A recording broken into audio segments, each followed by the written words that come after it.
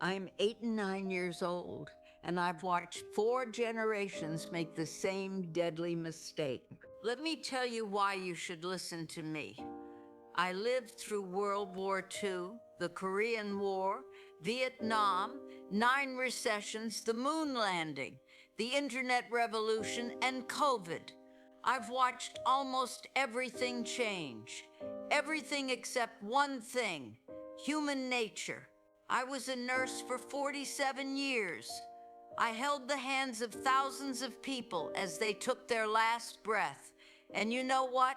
Not one of them, not a single one, ever said they wish they had worried more, worked more, or played it safer.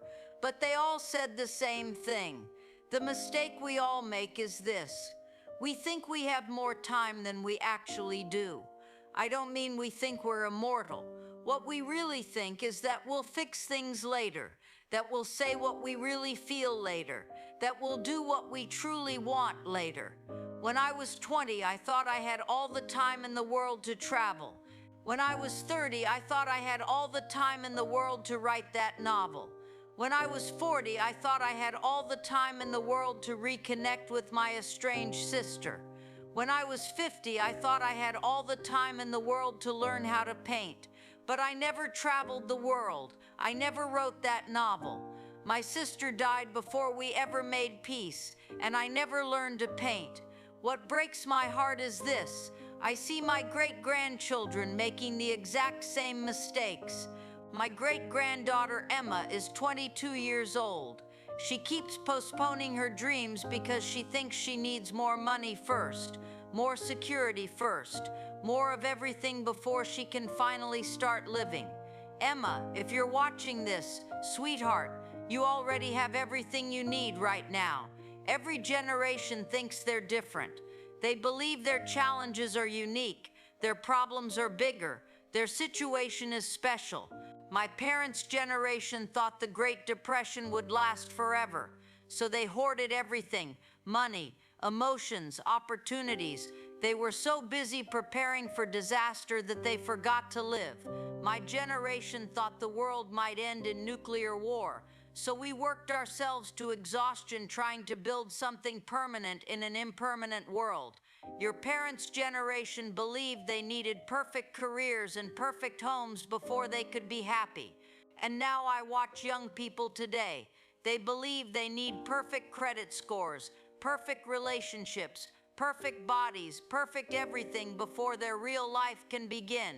Here's a secret no generation wants to face: there is no later, there is only now. I want to tell you about my friend Martha.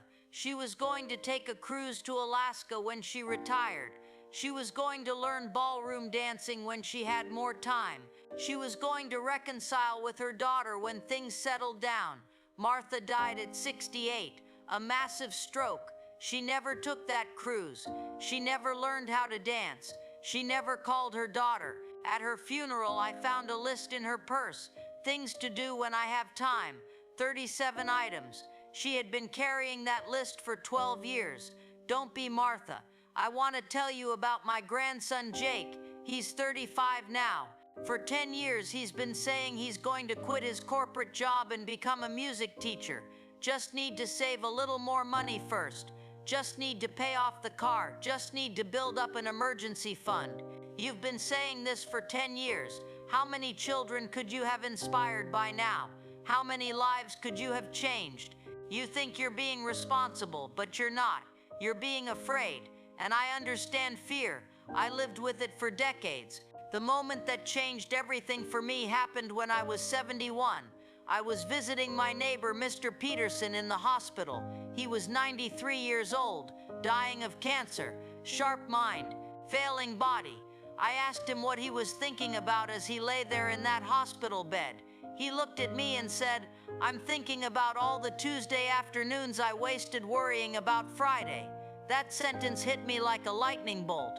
How many Tuesday afternoons had I wasted worrying about Friday? How many perfect moments had I missed because I was anxious about moments that hadn't even arrived yet? Mr. Peterson died 3 days later, but his words changed my entire life. If I could tell every generation one thing, it would be this: Stop rehearsing for life and start living it. Stop waiting for permission. Stop waiting for the perfect moment. Stop waiting for more money, more time, more courage, or more certainty. You think you're being smart by waiting. You think you're being responsible. You're not. You're scared. And fear is stealing your life one postponed dream at a time. That book you want to write, start writing today. Even if it's terrible, even if it's just one paragraph. That trip you want to take, plan it today. Even if the timing isn't perfect, even if money feels tight. That person you want to call them today. Even if it's awkward, even if you don't know what to say. That career you want to change, start planning today.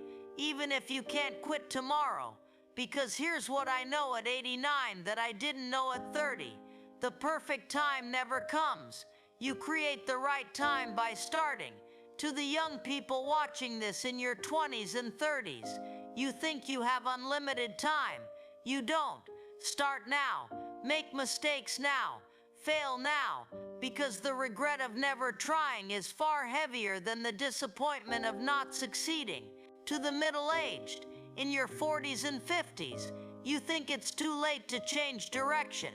It's not. I know people who found their true calling at 60. You still have decades ahead of you. To my fellow seniors, you think your adventure years are behind you.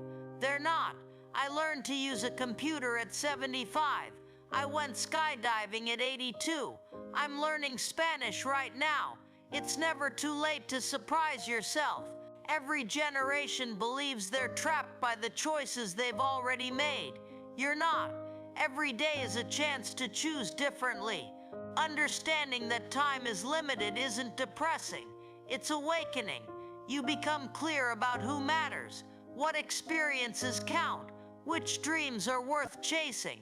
You start saying no to what drains you and yes to what energizes you.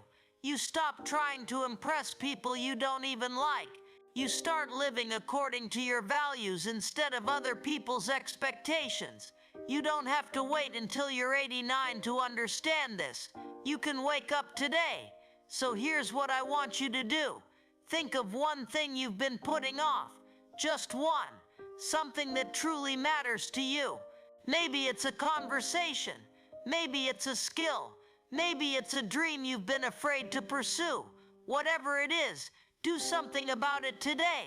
Send the text, make the call, buy the ticket, write the first page, submit the application. I promise you this, you will never regret taking action toward your dreams, but you will regret waiting. I'm 89 years old. If I'm lucky, I have a few more years left, and I intend to make every single day count. Not because I'm running out of time, but because time is precious. It always has been. I just didn't realize it when I had more of it. Don't make my mistake. Don't wait until you're my age to understand what truly matters. The clock is ticking for all of us. What are you going to do with your time? Time is all we have. Let's not waste it.